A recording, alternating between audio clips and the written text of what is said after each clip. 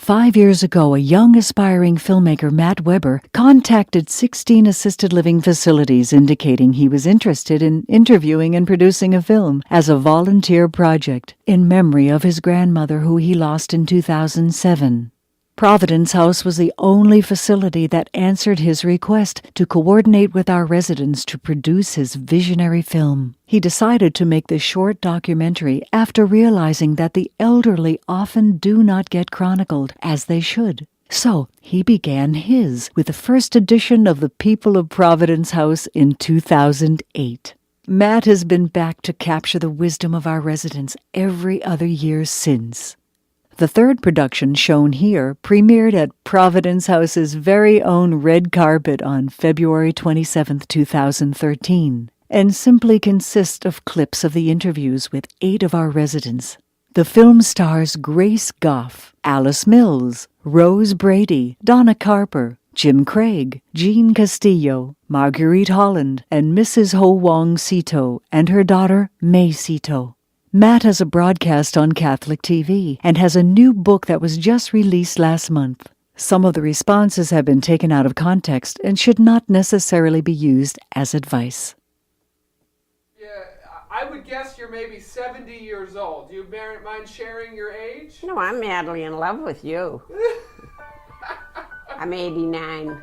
My name is Grace Goff, and I'm 91 years old. 91 years young. Well, I feel young. Unfortunately, I'm in good health. I am Alice L. Mills, and I am 94, and at the end of March I will be 95. Well, my name is Rose Brady, Rose Ann Brady, and I was born in Ireland, and it's over 90 years ago. I'll be 95 next month. My name is Donna Carper. I'm 84 years young.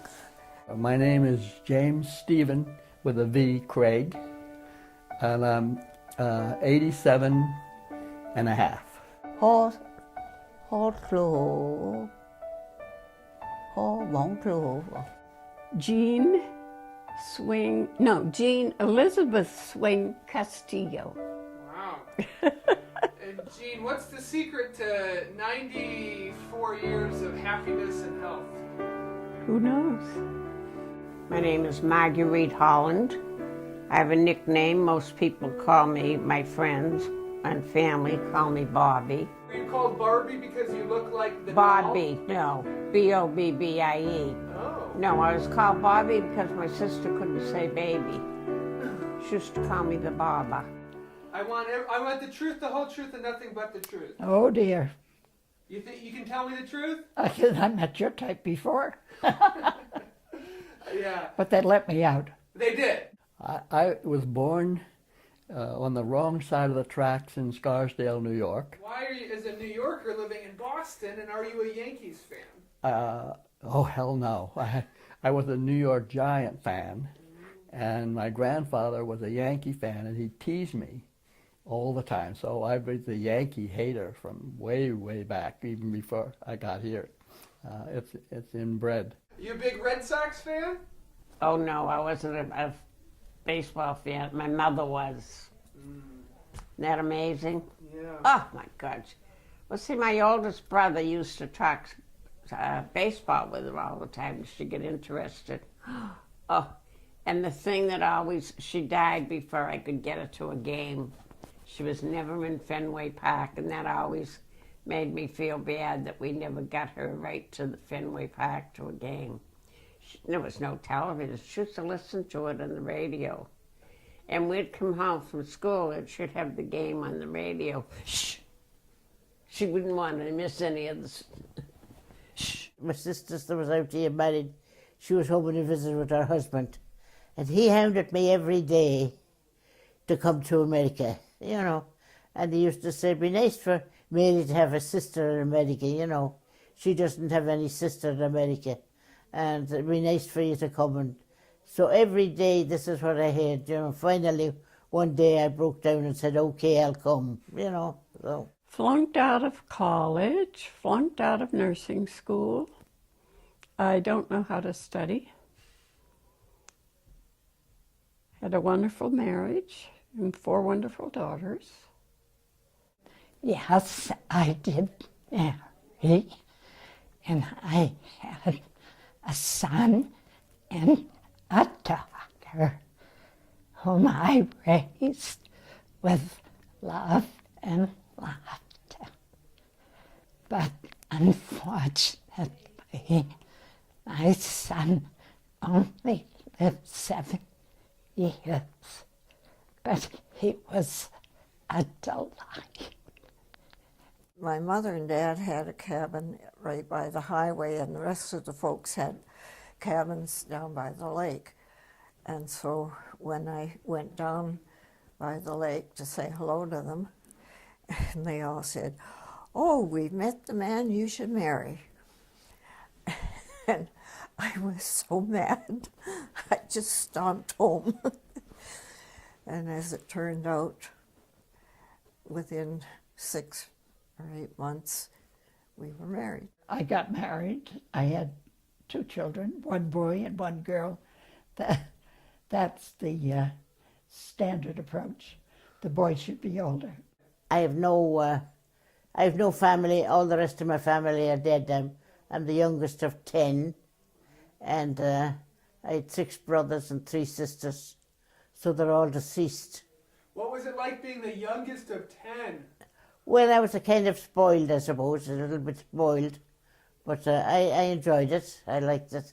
Yeah. I liked it. We had a little farm, and I loved to play with the little animals, the calves and the pigs, and all the hens and the chickens and all that. Chase them around. My mother died when we were 15, when I was 15.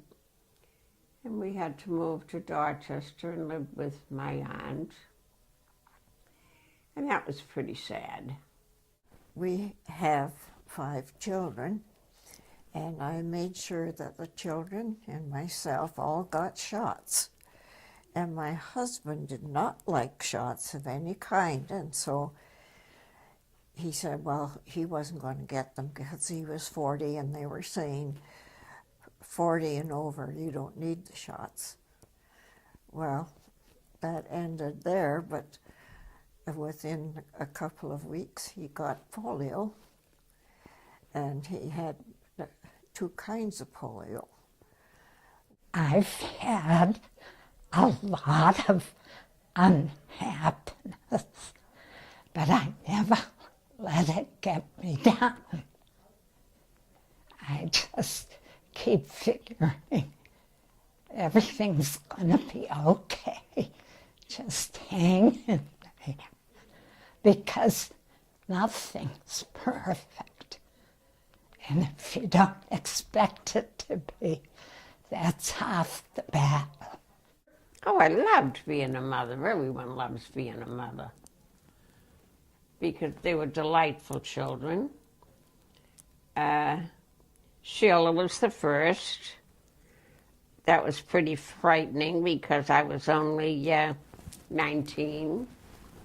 And after quite a bit of labor, nothing was happening. So the doctor at the time said, well, it's enough of this, we'll do a section, cesarean. So I had a cesarean, and she weighed 9 pounds and 10 ounces. It's no wonder she wasn't going anywhere.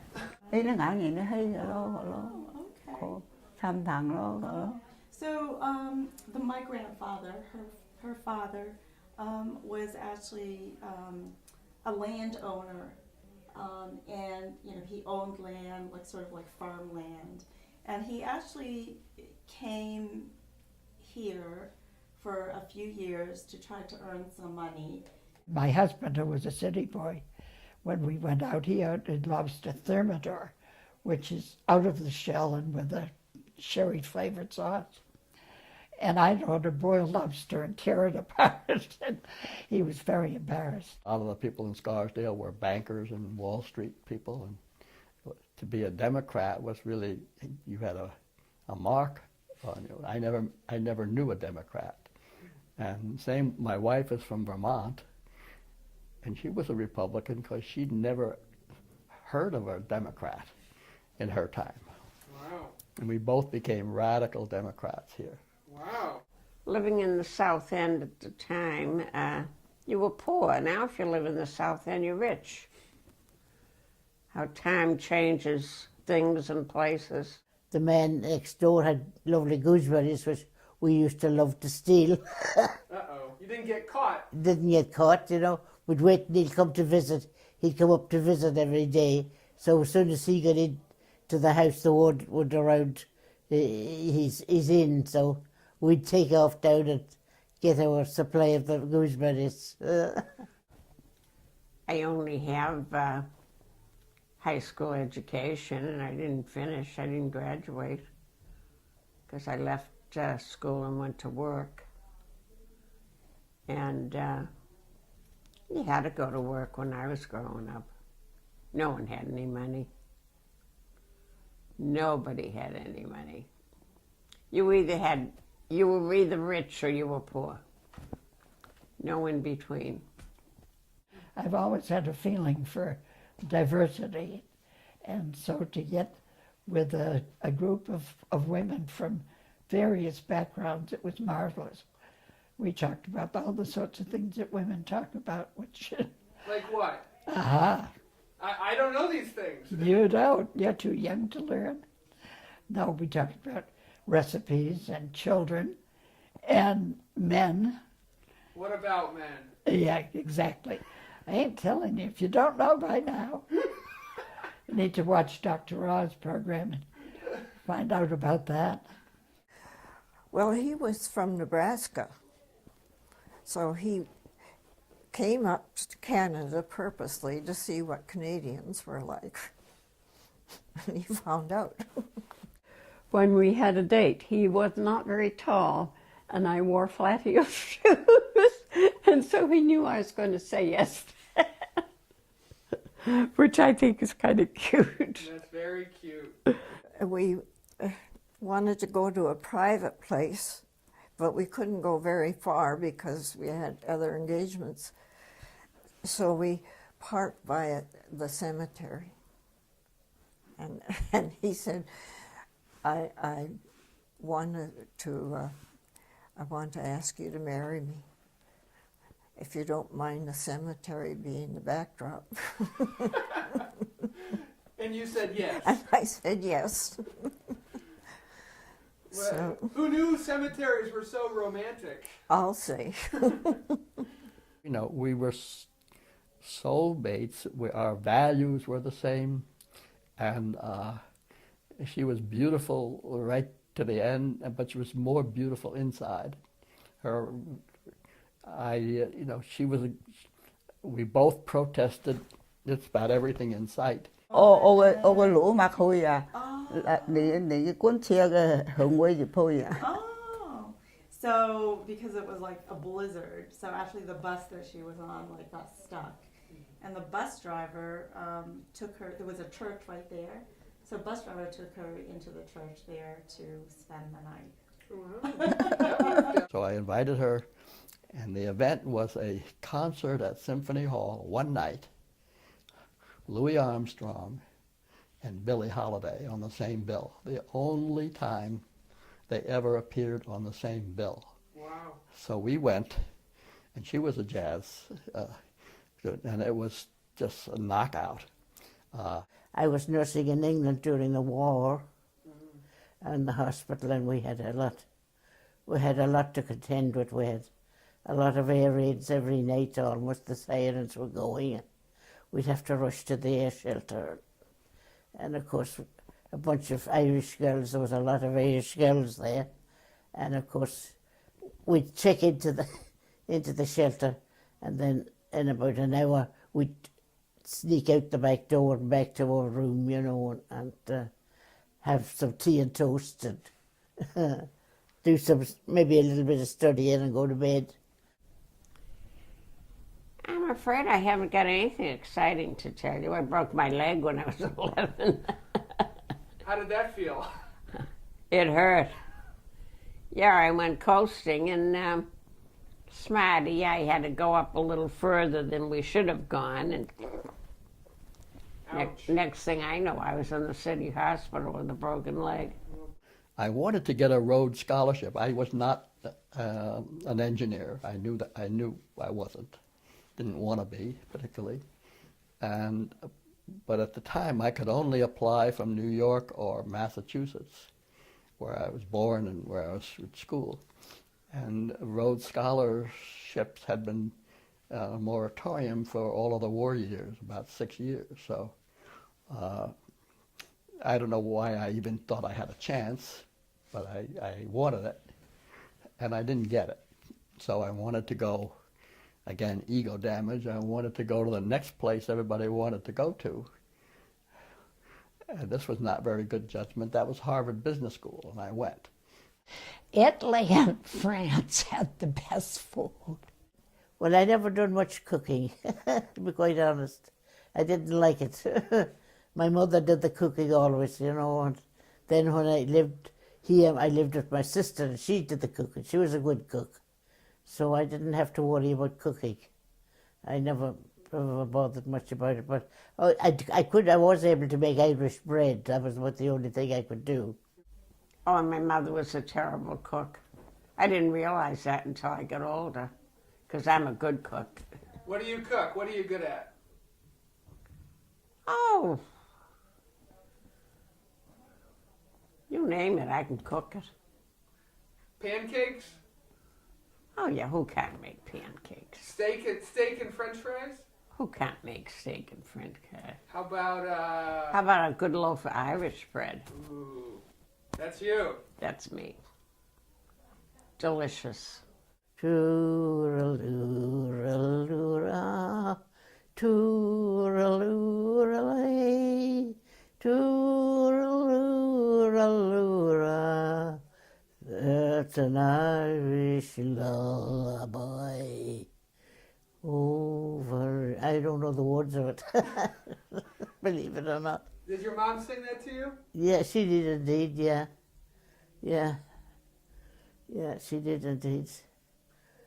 And my father too. My father was a good singer.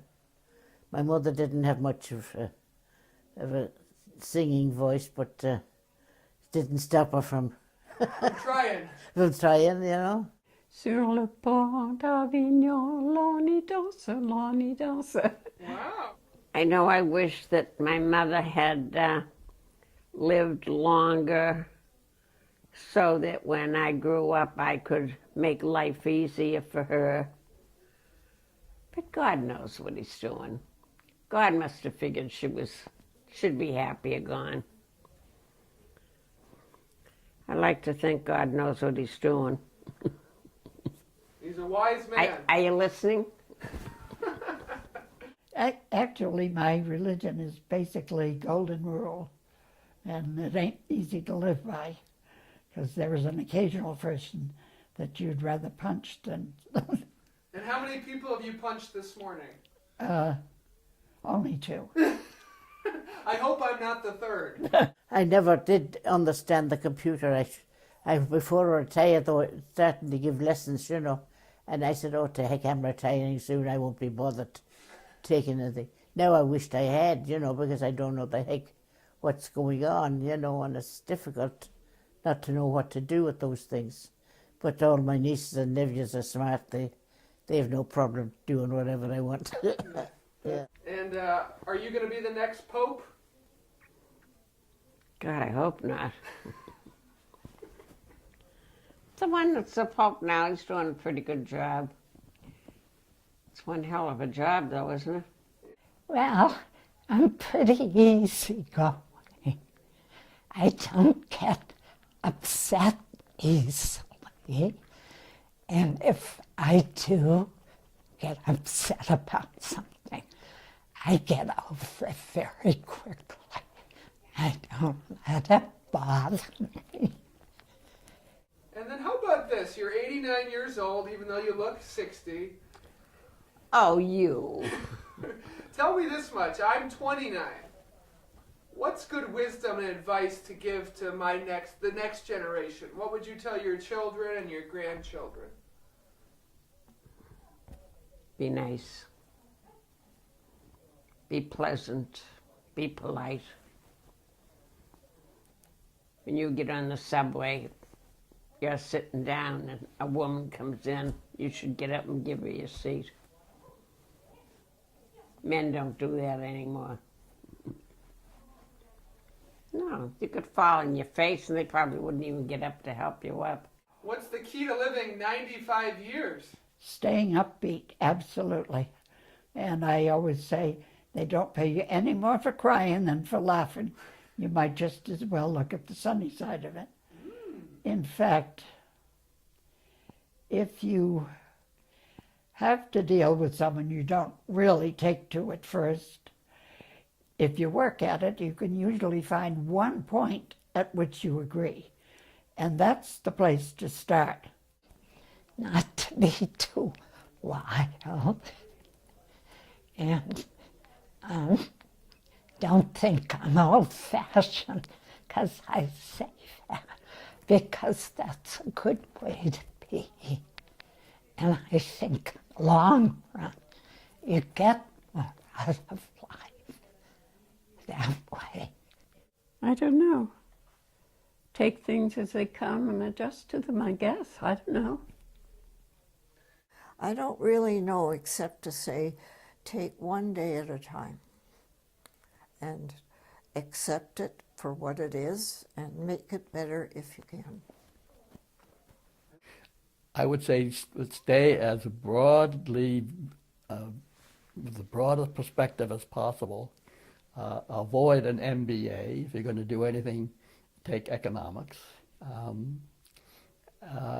And I guess I'm in favor of liberal arts education, and to try to stay and end up doing things that you love to do. And if it isn't work that you love, don't do it. Oh, absolutely. Look on the positive side.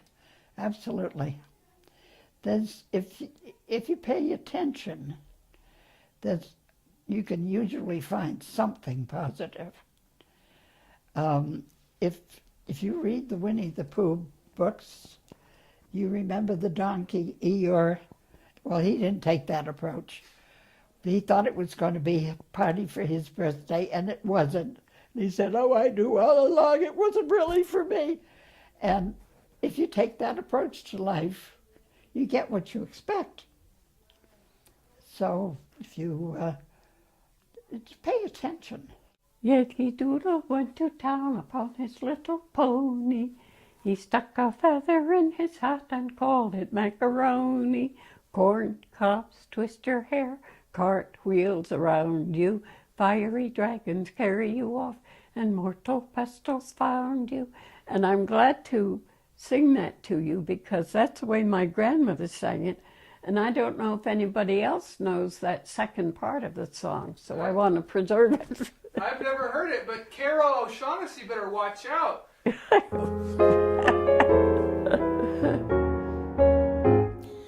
Fairy tales can come true, it can happen to you if you're young at heart. For it's hard, you will find, to be narrow of mind if you're young at heart. You can go to extremes with impossible schemes. You can laugh when your dreams fall apart at the seams. And life gets more exciting with each passing day. And love is either in your heart or on its way. Don't you know that it's worth every treasure on earth to be young at heart? For as rich as you are, it's much better by far to be young at heart. And if you should survive to 105, Look at all you'll derive out of being alive. And here is the best part. You have a head start if you are among the very young at heart.